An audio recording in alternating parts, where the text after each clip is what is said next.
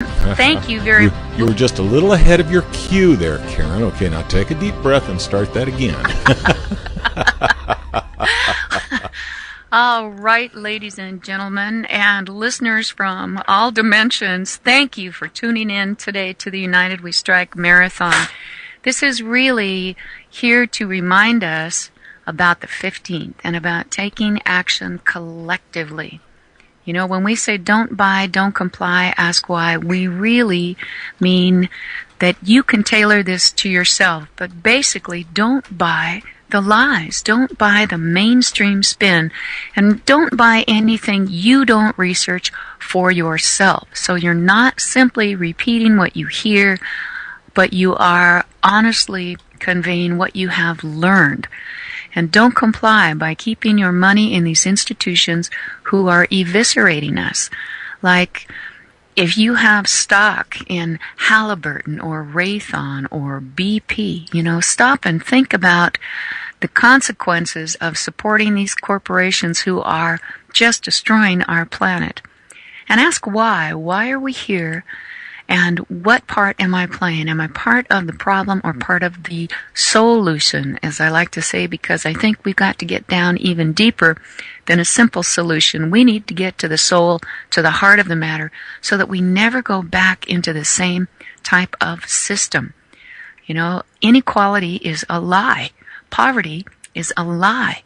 None of it needs to happen. It's just that we've been manipulated through this multi-generational coup to believe that the bankers have power and that some people are destined to rule and others are destined to be subjects. But when you look at the ratio between the rulers and the subjects, when you see the out-and-out theft, when you see the CEOs of these corporations walking away with million and billion-dollar bonuses, you get the bigger picture of following the money. And I think that what Vicki Barker said earlier on the program was right on. You know, we'd all be abundantly wealthy if it weren't for the money. And Gary, what do you think? And I want to thank you again for helping us out here in the background with the producing today. You know, I'm looking at, you know, my pocket full of dead presidents here, and you know, they are pretty, and you know, I guess as works of artistic lithography, they're very nice.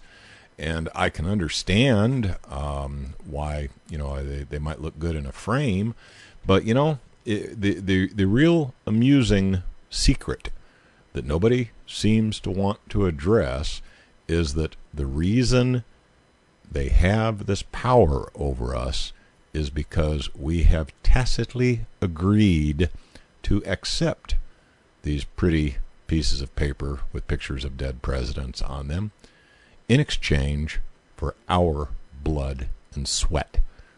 And as long as we agree to accept their money for the only thing that is truly of value, which is your labors, they own us. They do indeed. And unfortunately, they also own our minds. You know, 12 years of school, of indoctrination, which is really about teaching us to obey any type of authority. We're very well indoctrinated into obedience and not into thinking for ourselves. And when you look also at what government has planned for your children, they're now talking about school-to-work programs. Well, what kind of jobs are open? Okay, McDonald's, Halliburton, or possibly the military. You know, well, I understand the TSA is hiring crotch gropers. How'd you like to put that on your resume? For 2 years, I was a crotch groper at the airport. Yeah, I'm not sure I'd want to admit that. No, I have. I've only flown 2 times since 9/11. A round trip, and otherwise I refuse to do it. The thought of walking in there and having a bunch of people who absolutely have no idea of morality trying to grope me is just unnecessary, and I think that I would also be very much into instigating in terms of asking the rest of the people, what the hell is the matter with you? You know, how can you stand there and allow your wife, your daughter, your grandmother, your grandfather to be groped and treated like this? I mean, we have been just dumbed down and put into the position of just accept, and then they throw in the violence, which is always so reprehensible. If you don't do it this way, we're going to send a SWAT team to your door. And sometimes to the wrong door, but we don't care, and we're not going to really apologize. And whatever we break, however cruelly we treat you, that's okay, because we're all propagandized into thinking some of us have more power than others, and when it's wrong to be violent amongst ourselves, it's all right if people in uniforms who are told to be violent by the government are violent with us. And nothing could be more horse crap than that, in my opinion. Gary, what do you think? Well, here recently, my dear wife was, nagging me about the fact that we haven't had a vacation in about 5 years. And, of course, I used as my excuse for not going on vacation, the fact that I would be absolutely appalled at going to the airport and being groped by, some person who couldn't get a job as a greeter at Walmart. And she looked me right in the eye and she said, "Look, at your age, you should consider yourself lucky to get groped." So, maybe it's just a matter of perspective. Maybe I need to just, adjust my attitude and start thinking, well, there's some guys who pay the, can I say rub and tug on the radio, or is that or is that naughty? But some guys actually pay to get groped. Go to the airport, buy a ticket, they'll grope you for free. They've definitely got bad attitudes. And looking at it like that, if you look at the guy and give him kind of a wink and a smile as he's groping you, maybe it makes it a little easier. I don't know. We do have Lark. If you'd like to call Lark in Texas back in, we'll do a little bit of a round table here and keep kicking this ball around. But there are so many people as well who really need a job, but it ends up being a job they hate. Now, granted, some of those people who are the gropers at TNA, which is what I think it should be called, they are Or really maybe we people just call who them are the rub bullies. and tug. Well, it's a shove and tug, isn't it? They really don't want to put up with anything. And now you're supposed to be able to stop just because one of them gives you a verbal command. Hey, stop! Put your hands up, stand over here, take your shoes off, bend over. And it's so ridiculous. I'm hoping that more people listened last Wednesday to Wide Awake News when Charlie had Mark Passio and Larkin Rose on. And they make it easy to cut through the crap. I own myself, you own yourself, and our buddy Lark in Texas, who just joined us as well, he owns himself. And as long as we agree not to harm each other, we can work towards a much better future than allowing someone else to come in and totally take away our morality by trying to train us that we've got to be opposing and oppressing each other in order to suit their needs. Lark, welcome. Jump in here with a comment. Well, thanks. In studying history a bit, I couldn't agree more with what the two of you are saying and what Mark and Larkin also said on that broadcast, because in truth, this compact, the social contract that we call the Declaration of Independence, that we call the United States Constitution, in fact, actually denied us that, in my opinion. And it's taken it takes a while to stand back from the madding crowd and explore how it is that we were in fact subverted and robbed of our individual freedom. And Gary's right. Most of the time we volunteer into these dishonorable contracts. I know it was true in my own case. Well, yeah, it's just a big scam, a lot of different lies. And when you listen also to Bert earlier on and to Charles and Michael Bodnarik, they've got a whole different setup of rules for the corporation, which is now what we are under, the corporate constitution of the United States. And Lark, since you're into words and everything, what does con mean? Where did con come from? What do you mean when you say seal in con? Well, I'm talking, okay, we've got Constitution. You know, I'm just wondering where where those first three letters came from, the background on that, if you know. Well, I can tell you this. When the states joined the Constitution, they became constitutors of the debt to the king and to the crown.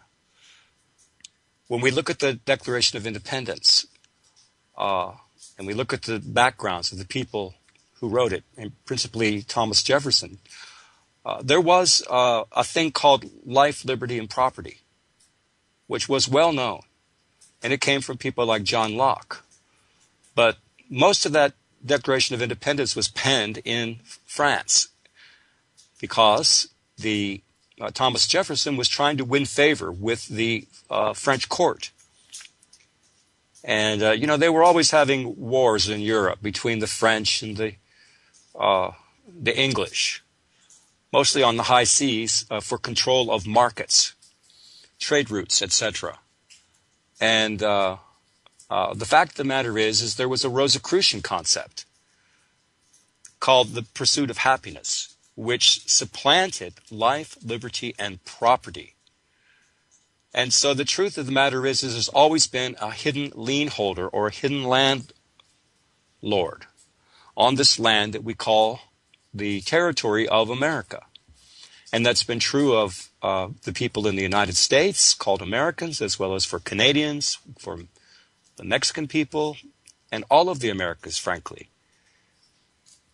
And unfortunately, if you're going to run a slave plantation, you do not want to educate the slaves too much, because the slaves tend to want to escape if they can.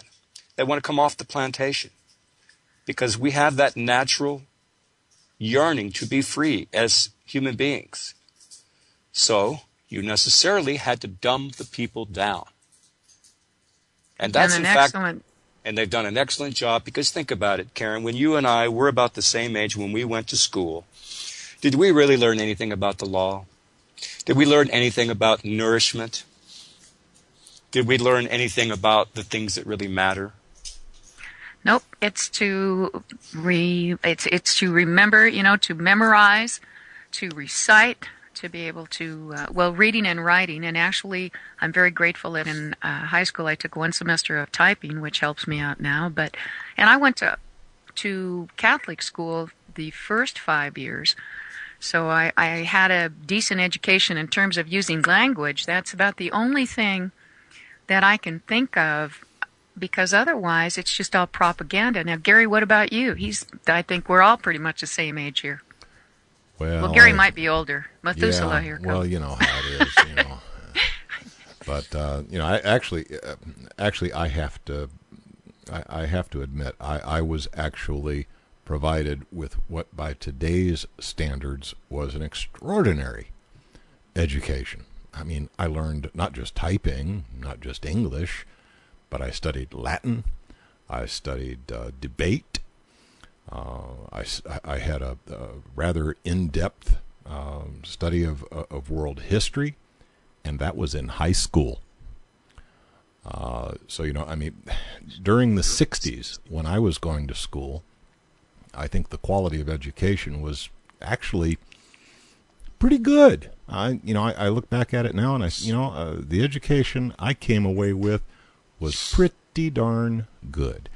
I look at the education that my children got, and I'm appalled. My children went to public schools, same as I did. They went to the same public schools as I did.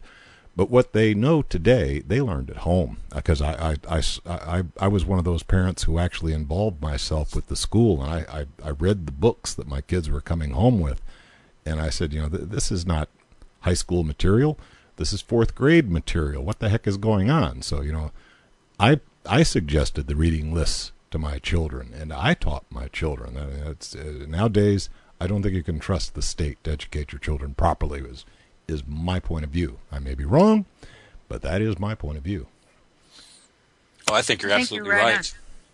Absolutely right. And especially today, we have this thing called Common Core. C-O-R-E, commoncore.org, which has come into play in some 47 states. And the states that are not part of Common Core might as well be part of the same conformist, socializing curriculum. You've heard about how the textbooks are decided upon by committees and how important Texas is to that process, because it involves quite a bit of money for those publishers who are hankering for those fat contracts with the government.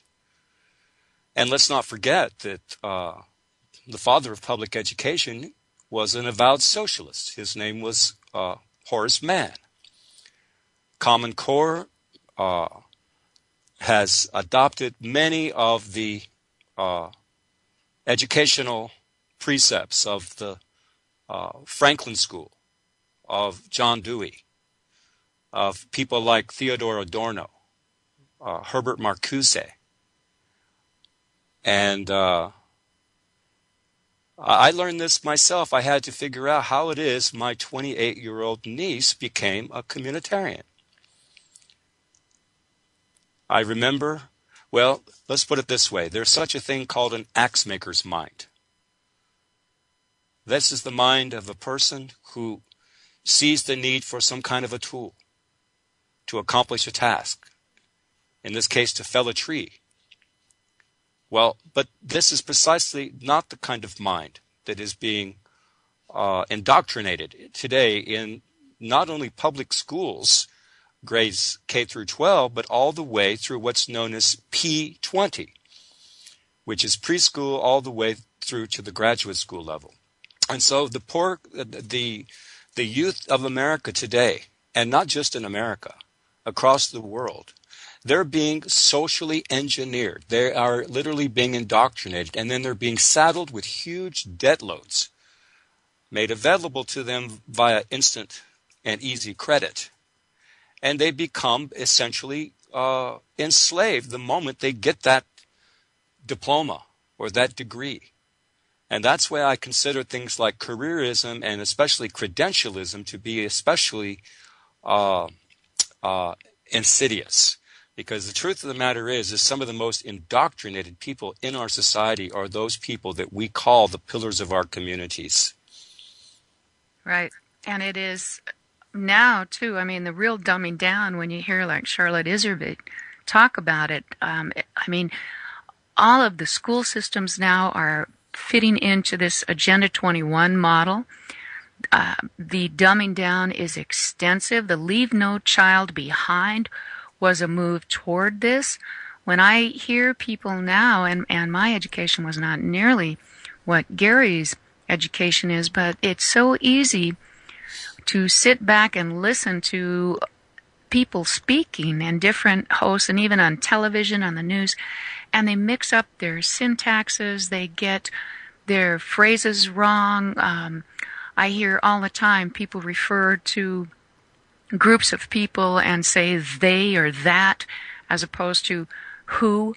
You know, it is, we really have slipped, and you put that together with all the little computers and the little things where people are doing LOL, you know, laugh out loud, and some of the other abbreviations that I think ultimately are truly designed to not only dumb us down, but to have us completely lose touch with the language, you know, with our heritage and with each other, because pretty soon it's, well, you look at the black culture. We are watching a series that was done a while ago. It's called The Wire.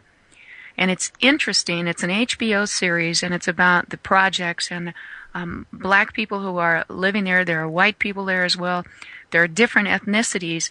But overall, when you see how the black culture uses, you know, nicknames like a stinkum and, you know, booger, and but always and only they call people like that, and they're always swearing at each other. They're trying to be the top dog, and it's, you know, they can never relax. It's always got to be looking over the back so that you can make sure you're on top. You're the toughest guy. And all these people who are giving away their power to others and totally missing the mark of living their lives anyway, because number one, they're focused on making money, which involves drugs and getting high and stealing, and everything works toward it to where there's no life at all. It's such a sad statement on what we are co-creating along with the corrupt police department. It's an excellent look, though, at life as, unfortunately, it is a reality for too many of us who cannot yet break through and understand our lives are worth so much more than their lives, and the ridiculousness of living in poverty at the behest of a few who are manipulating everything. But they've all got this new medical problem referred to as Popeye thumb, from texting with two thumbs. Have you ever seen them going to town on the little smartphone? They can only use two thumbs on the thing, so they got this Popeye thumb phenomena going on with a lot of the young kids today, because you got a phone. Why don't you just call somebody? What is it with this texting phenomena? This texting stuff is one of the things that's killing the language because of this predictive typing. You type a first couple of letters and it just enters the rest of the word in for you. Whether it's the right word or not, it's close enough, I'll just send it, And, yeah. And, it's part of the dumbing down process. Is a lot of it has to do with our dependence on technology. And if there's one element that's really killing the language, I think it's this texting phenomena and the LOLs and the smiley faces.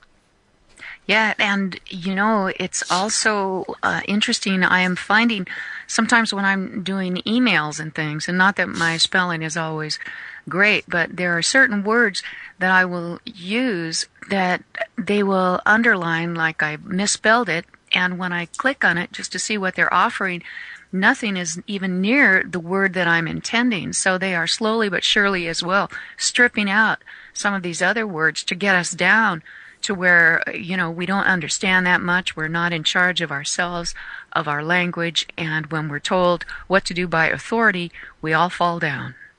And of course, with the influx of immigrants that we're getting now, with almost 10% of the total population being non-native English speakers, that has got to put those people at a tremendous disadvantage, in that our legal language, whether it's the official language or not, our legal language in the United States is this obscure dialect of English called legalese. And if you don't even know the common tongue, let alone the advanced legalese dialect of the language, you are at a terrible disadvantage. So I hear again, I think this is another thing they're doing to try to dumb down the vast majority of the population, so that by using these linguistic tricks, they can maintain their control. And let's not forget that language itself is a technology. And also, too, that the English language is in fact the language of commerce worldwide. So these folks that find themselves, say, for instance, within the continental United States, where English is their second language, let's say much of the Latino population. Let's also include the African American population, because the vast majority of these folks who do not assimilate into the larger culture, and particularly the way that they're being deliberately dumbed down in the public schools because they're no longer even taught phonics, then they're always going to be marginalized. They're always going to be marginalized. And that's a sad state of affairs. Well, they don't want people to be raised to be actually intelligent and smart and be able to think for themselves. And it's why they've eviscerated all the other jobs, so you can go straight into the military or straight into McDonald's, or, let's get you right out of school, right into work, unless we can trick you into going to college so we can get you thousands and thousands and thousands of dollars in debt, so that when you're flipping burgers later at McDonald's, you'll never be able to leave. It is such an insidious program. Burger flipper at McDonald's. Gotta love it. Hey, we've got about half a minute here, I'm going to blatantly do some self-promotion. My name is Gary Hendershot. I'm very well known on the internet as Smart Scarecrow. SmartScarecrow.com is my website, and I would like to give each of you an opportunity to do that blatant self-promotion as well before we move on to our next presenter. Please go ahead, Karen. All right, I am the founder of United We Strike, but we are all leaders here. So check out UnitedWeStrike.com. Stand shoulder to shoulder with us. Pull yourself out on the 15th and do what you can to get ready, because when we really go on strike, when we have the numbers, it's more than 1 day, 2, 3, 4 days. When we're prepared, when they're not making any money, the system will change. Lark. I am Lark, in Texas, larkintexas.blogspot.com, just an American. I keep research notes, and I would invite you to check out a gentleman by the name of C.K.